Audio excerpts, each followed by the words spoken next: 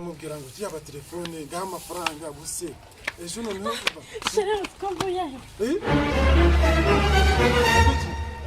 none suraje ndaje kuyisugaruka se bigenze bite kandi nkambona nta n'ikintu uza bari bangonza aho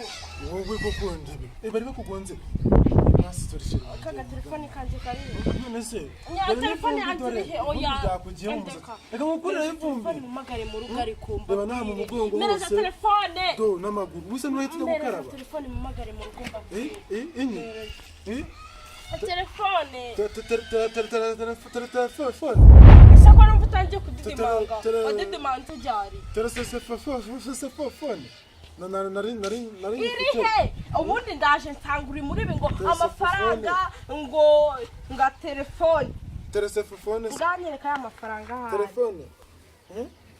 shiri neza nyine reka ndebe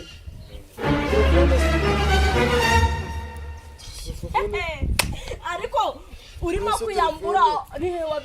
wabonye telefone ifata ku mwenda ariko si telefone yari iri hano nose igiye he ubundi telefone siho nsanze ucicaye ukuntu murana nagukumbuye wari waje mereza telefone ubone kumbwira we nakubona ko wari wansize nganje nyine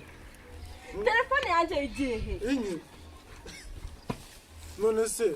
sheri ndekura ndagukunda sheri basi mbabarira ngaho mumagarira mu rugo ndimo kumva mbashaka iwaba umugore wanje we Yesu iwaba umugore wanje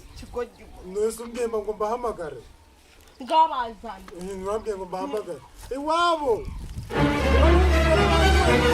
umugore kubashaka bajyaga bambwira yuko uri indaya